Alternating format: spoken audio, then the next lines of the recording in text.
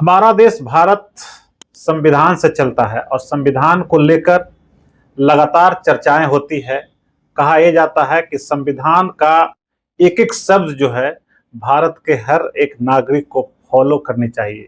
और खास करके जो संविधान लिखा गया था देश आज़ाद होने के बाद, उसके बाद जो हमारे अंबेडकर जी थे, जिस तरीके से इस संविधान को लिखा, उसके बाद कैसे उसको इम्प्लीमेंट किया जाए, प्रत्येक नागरिक, गरीब अमीर, हिंदू मुस्लिम, सभी धर्म के लोग या फिर सभी तरह के जो लोग हैं उनको मानने के लिए था। और उसके बाद कैसे देश चलेगा, कैसे स्टेट चलेगा, कैसे एक छोटे अधिकारी से लेकर बड़े अधिकारी तक चलेंगे, सब कुछ उसमें जिक्र है। लेकिन इधर कुछ दिनों से लगातार संविधान को लेकर चर्चाएं हो रही है और खास करके जब बिहार चुनाव अब और नजदीक आ गया है तो एक नया अध्याय इसमें जुड़ता नजर आ रहा है। आरएसएस के जो सेकंड लीडर हैं, सर कार्यवाहक जो हैं दत्तात्रेय होसबले, उनका एक बयान जिस तरीके से आया है, उसके बाद कहिए तो देश में एक तरह से नई एक कह सकते हैं कि उस पर मंथन शुरू हो गया है और वाद विवाद शुरू हो गया है। मेरे साथ इसी टॉपिक पर बात करने के लिए हैं आरजेडी लीडर राघवेंद्र कुशवाहा जी। आपका स्वागत है सर। जी धन्यवाद। राघवेंद्र जी, लगता है कि संविधान को जैसे लिखा गया, जिस तरीके से बाबा साहब ने लिखा, लगता है एक एक बारीकी चीज को उन्होंने गंभीरता से उसमें समाहित किया है और उसको आज हम लोग आज 50 साल नहीं, आजादी के 75 साल हो गए हैं और फॉलो लोग कर रहे हैं। फिर अचानक एक तरफ ये ताजा बयान आरएसएस के जो सर कार्यवाहक है उनका, उसके पहले लगातार राहुल गांधी जितनी सभाएं रहते संविधान के प्रति लिए हुए, आखिर वजह क्या है? संविधान को लेकर इस तरह की बातें क्यों हो रही है? सबसे पहले आपको ये समझना पड़ेगा कि भारतीय जनता पार्टी की जो दिशा निर्देशक तत्व हैं, जहां से मिलते हैं उनको वैचारिक पुष्टि मिलती है, वह संस्था बैकबोन की तरह काम करने वाली है आरएसएस, राष्ट्रीय स्वयंसेवक संघ। और राष्ट्रीय स्वयंसेवक संघ शुरू से ही भारतीय संविधान में उसकी कोई आस्था नहीं है। उसकी आस्था मनुस्मृति में है। वो मनु संहिता से देश को चलाना चाहते हैं। वो सनातन पंथी विचारधारा के हिसाब से देश को चलाना चाहते हैं, जो कि यहां संभव नहीं है। देश की आजादी के समय ही यह तय किया गया था कि हिंदुस्तान का जो स्वरूप है यह एक विविधताओं से भरा हुआ है। हर तरह की जाति, हर तरह की संस्कृति, हर तरह के धर्म, हर तरह की भाषा, ये बहुसंस्कृति आधारित यह देश है। यह अपने आप में एक विश्व भी है, ऐसा कह के मान करके चल सकते हैं। वहां किसी खास नियम, खास सिद्धांत को लेकर के आगे नहीं बढ़ा जा सकता है। इसके लिए संविधान में सब लोगों को एक जगह लाने के लिए यह रखा गया कि अनेकता में एकता का भाव या एकता में अनेकता का भाव सम्मिलित होना चाहिए। तो यह बात दत्तात्रेय होसबले का, बाबा साहब का नाम लेकर के ये जानबूझ करके इस मामले को ट्विस्ट कर रहे हैं। वो सिर्फ समाजवाद और धर्मनिरपेक्ष, इन दो शब्दों को हटाना चाहते हैं संविधान के प्रस्तावना से, प्रियम्बल से। लेकिन उनका ये तर्क है कि लोग नाराज नहीं हो जाए, और बाबा साहब की नाम की चर्चा आज काफी हो रही है, तो बाबा साहब से उनको कोई मतलब है नहीं। लोगों को भ्रम में रखने के लिए बाबा साहब का नाम लेकर के, ताकि लोग मेरी बातों का विरोध नहीं कर सके और हम अपना काम कर लें। तो समाजवाद हटा करके ये क्या साबित करना चाहते हैं आप? यह देश एक समाजवादी देश है। गांधी जी ने कहा था कि देश के गांव का विकास से ही देश का विकास होगा, और इस दिशा में जो भी पूर्ववर्ती सरकार है वो काम करती रही। लेकिन आपने देखा होगा कि 2014 के बाद जब नरेंद्र मोदी सत्ता में आए तो ये कारपोरेट लॉबी की सरकार है। खास तौर पर ये अडानी और अंबानी जैसे पूंजीपतियों के दिशा निर्देश पर यह सरकार चलती है। तो समाजवाद को हटाना का क्या अर्थ है? यहाँ पूंजीवाद को प्रश्रय देना। समाजवाद को हटा करके ये पूंजीवाद को प्रश्रय देना चाहते हैं। ये प्रधानमंत्री नहीं है। मेरा स्पष्ट मानना है कि नरेंद्र मोदी इस देश का प्रधानमंत्री न हो करके ये अडानी और अंबानी की चपरासी की तरह काम करते हैं, उसके आदेशपाल की तरह काम करते हैं। मेरा सीधा आरोप है प्रधानमंत्री पर कि आप देश के 1.5 अरब लोगों के भविष्य के बारे में आपको कोई ख्याल नहीं है। आपको ख्याल है तो सिर्फ 2 आदमी के लिए। नहीं, उनका कहना है। और मैं और बता रहा हूं, दूसरा शब्द है धर्मनिरपेक्ष। आपने देखा कि हिंदुस्तान में यह आज का देश नहीं है। कई कई धर्मों का यही से विकास हुआ है। सनातन धर्म का, बौद्ध का, जैन का, और भी कई पंथ है, कबीर पंथ है, दादू है, दयाल है, मीरा है, रैदास है। इन सब पंथों के अलग अलग मानने वाले लोग हैं। तो अब इनको तो केवल टारगेट करना है मुस्लिम को। भारतीय जनता पार्टी केवल मुस्लिम को टारगेट करके, और ये चाहते हैं कि समग्र हिंदुओं को एक साथ कर ले, लेकिन ये संभव नहीं है। तो धर्मनिरपेक्ष शब्द भी, जिसको संविधान में पंथ निरपेक्ष लिखा है, तो पंथ निरपेक्ष शब्द को हटाने की बात ये कर रहे हैं, और ये कह रहे हैं कि 74 में लागू किया गया। अरे भाई, 74 में से पहले क्या संविधान संशोधन नहीं हुआ था क्या? इस सरकार में क्या संविधान संशोधन नहीं हुआ है क्या? 14 साल से लेकर के अभी जो इनका जो कार्यकाल 10 वर्ष 11 वर्षों का हुआ है, इसमें क्या संविधान संशोधन नहीं हुआ है क्या? तो संविधान तो हमारा फ्लेक्सिबल है ही है। यही तो भारतीय संविधान की खूबसूरती है कि हमको बार बार जैसा मन होगा उस तरह से संशोधन कर सकते हैं। इनका आरोप है सीधे कि आपातकाल जो हुआ था उसको एक काला अध्याय मानते हैं। अगर कांग्रेस की बात छोड़ दीजिए तो बाकी जितने भी पार्टियां आपातकाल का हमेशा से विरोध करती रही है। और ये कहा जाता रहा है कि इंदिरा गांधी ने उस समय जिस तरीके से तानाशाही रवैया अपनाकर और जिस तरीके से देश के बड़े बड़े लीडर, अलग अलग दलों के लीडर को प्रताड़ित किया, और जिस तरीके की स्थिति बनी और जिस तरीके से शासन चलाया गया, उसको ये लोग कंडेम करते हैं। और उससे कहते हैं कि अगर आपातकाल जो है, इमरजेंसी ही अगर पूरी तरह से गलत थी, तो उस समय जो 2 शब्द जोड़े गए, सोशलिस्ट या सेकुलरिज्म, जो शब्द जोड़े गए, वो कहां से उचित रहे? उचित हो ही नहीं सकता। इसी वजह से अभी वो कहते हैं कि हम सनातन को प्राथमिकता देंगे और आगे बढ़ाना चाहते हैं। तर्क बेबुनियाद है, इसलिए कि आपातकाल एक अलग स्थिति है, और संविधान में ये 2 शब्द जो जोड़ा गया है वो बिल्कुल उससे अलग है।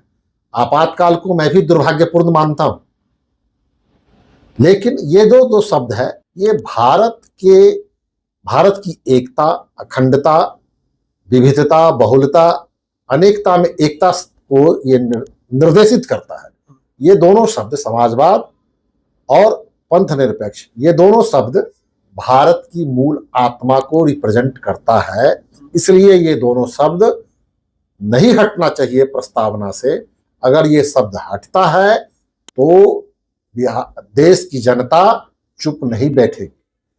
देश की जनता पर आप जानबूझ करके आप किसी खास पंथ को या किसी खास धर्म को टारगेट करके इस देश की मूल आत्मा को आप नष्ट नहीं कर सकते हैं। इस देश की छवि पूरी दुनिया में अगर अच्छी है तो आप पंथ निरपेक्षता के कारण ही है, सेकुलरिज्म के कारण ही है।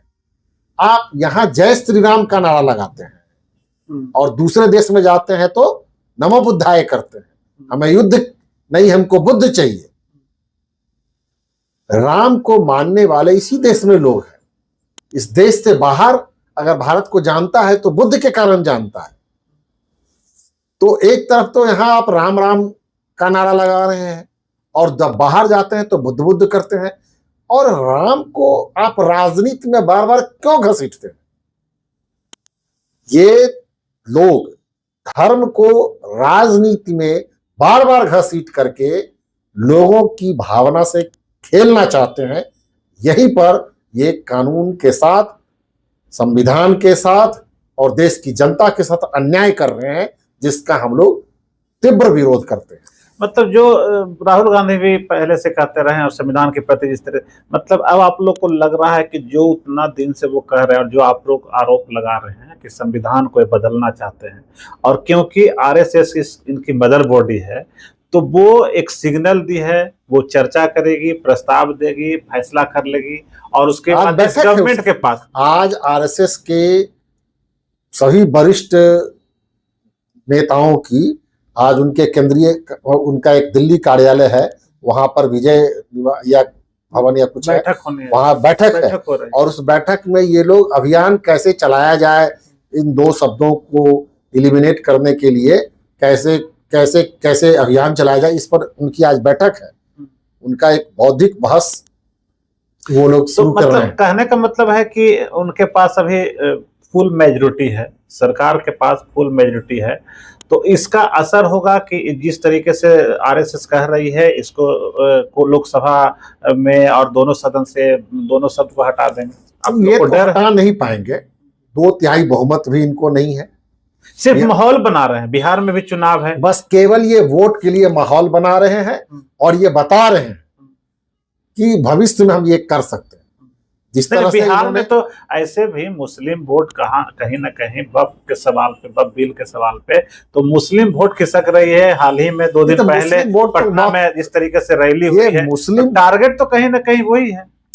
मैंने तो पहले ही कहा आपको कि मुस्लिम वोट को ये टारगेट करके ये तमाम समग्र हिंदुओं को एक करना चाहते हैं। तो हिंदू भी कोई एक खास विचारधारा वाली तो बात है नहीं। हिंदू धर्म में भी कई पंथ है, कई पंथ। अगर सनातन भी अपने आप में एक पंथ निरपेक्ष चीज ही है। आप सनातन को गहराई से समझेंगे तो यह पंथ निरपेक्षता के सिद्धांत सनातन धर्म से ही आता है। अब शैव अलग, शैव मानने वाले लोग शिव को मानने वाले शैव है, विष्णु को मानने वाले वैष्णव है। अब इस शैव और वैष्णव में भी कई तरह के विवाद होते रहते हैं। एकात्मवाद, वेदांत, द्वैतवाद, अद्वैतवाद अलग है। फिर भक्ति संप्रदाय में आवेंगे आप तो मीरा के मानने वाले, दादू दयाल, रैदास, कबीर, इस सब के मानने वाले अलग अलग लोग हैं। फिर तो ये उसमें भी कई तरह की पूजा पद्धति है। ब्राह्मण की पूजा पद्धति अलग है, क्षत्रियों की पूजा पद्धति अलग है, वैश्यों की पूजा पद्धति अलग है, शूद्रों की पूजा पद्धति अलग है। सनातनियों में भी मंदिर अलग अलग है, उनके अलग अलग मंदिरों के पूजा पाठ अलग है। कौन मंदिर में जा सकता है, नहीं जा सकता है, इस सब पर भी तो बात होनी चाहिए। आप तो पहले हिंदुओं को तो एकीकृत करिए। तो केवल वोट लेने के लिए शूद्र और पिछड़ा हिंदू है और पूजा कराने के नाम पर आज भी मंदिरों में प्रवेश बहुत जगह वर्जित है शूद्रों का। तो ये सब तो आप लाइए, इस तमाम हिंदू एक है। अभी भी पानी नहीं चलता है बहुत लोग का, अभी भी देह छुआ जाता है। लेकिन ठीक है, अभी आप जिस तरीके से जहां इशारा आपका है, तो उनके साथ जैसे बिहार में चुनाव हो रहा है, जीतन राम मांझी हैं उनके साथ में, आप कह रहे क्षुद्र, वो भी कई जगह कहीं कहीं गए थे तो बाद में मंदिर को धोया। लेकिन फिर उन्हीं लोग, वैसे लोग ही समर्थन दे रहे हैं उस सरकार को, आरएसएस को एक तरह से मजबूत कर रहे हैं। तो आखिर आप लोग को डर भी है दूसरी तरफ कि अगर वो हिंदुत्व की बात करते हैं, सनातन की बात करते हैं, तो आपका वोट कहीं ना कहीं उससे बिखर रहा है वोट आपका। सत्ता के लोभ में ऐसा वो कर रहे हैं। मैं आपको बताना चाहता हूं कि देश में एक लालू प्रसाद यादव, आदरणीय लालू प्रसाद यादव एक वाहिद शख्स है जो कि किसी भी सरकार के किसी भी हथकंडों से नहीं घबराए हैं। उन पर क्या क्या नहीं आरोप लगाया गया, उनको परेशान करने के लिए पूरी भारत सरकार की सारी एजेंसी लगाई गई, लेकिन उन्होंने सोशल जस्टिस और सेकुलरिज्म से कोई समझौता आज तक नहीं किया है। आप देख रहे होंगे कि हिंदुस्तान के सब जगह से इनका नारा है कांग्रेस मुक्त भारत का, लेकिन ये कांग्रेस मुक्त भारत के जरिए देश की तमाम सरकारों को, तमाम वैचारिक संगठनों को, तमाम राजनीतिक संगठनों को ये समाप्त करना चाहते हैं।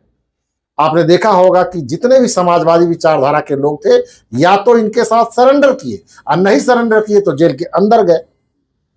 जेल के अंदर जाने के बावजूद भी, जेल के शिक्षों में जाने के बावजूद भी लालू प्रसाद जी ने बिहार में समाजवाद और धर्मनिरपेक्षता, सामाजिक न्याय के परचम को जरा भी झुकने नहीं दिया और पूरे हिंदुस्तान से इनका अश्वमेध याग का घोड़ा जीत के चला गया है। लेकिन यहाँ वो रोक करके रखना चाहते हैं, लालू प्रसाद जी रोक के रखे हुए हैं। तो इस बार ये चाह रहे हैं कि हम नीतीश कुमार जी को भी अलग कर दे किसी तरह से साजिशन अंदाज में, और लालू जी भी अलग हो और हम सत्ता में, ये इनका मंसूबा अधूरा रहेगा। तेजस्वी, आदरणीय तेजस्वी जी के नेतृत्व में आप देखेंगे कि 2025 में पूर्ण बहुमत होगा और फिर से बिहार से ही पूरे हिंदुस्तान में भारतीय जनता पार्टी और संविधान विरोधी ताकतों को, पंथ निरपेक्ष विरोधी ताकतों को, समाजवाद विरोधी ताकतों को, सामाजिक न्याय विरोधी ताकतों को पटखनी लगेगी और पूरे देश से फिर से इनको हटाया जाए। तो मतलब कि सेकुलरिस्ट और सेकुलर और सोशलिस्ट की जो बात है वो कहीं ना कहीं बिहार चुनाव को लेकर एकदम बिल्कुल बिहार चुनाव को टारगेट, और आरएसएस की बैठक हो रही है उसमें क्या कुछ होता है उस पर भी हमारी नजर रहेगी। लेकिन देखने वाली बात यह होगी क्या इन दो शब्दों को हटाने से क्या बिहार में जो मौजूदा विपक्ष है उसे हटाने में कामयाब सरकार होती है कि नहीं, या फिर जो अभी जिस तरीके से पिछले 20 सालों से लगभग जो सत्ता में काबिज है, और बात ये भी हो रही है कि नीतीश कुमार को भी टारगेट वो कहीं ना कहीं कर रहे हैं, तो क्या कुछ होगा उस पर हमारी नजर होगी। लेकिन फिलहाल हम यहीं पे इस रोकते हैं और सर आपका बहुत बहुत धन्यवाद। अगर आपको ये खबर अच्छी लगी तो चैनल को सब्सक्राइब करना नहीं भूलें और बेल आइकन जरूर दबाएं।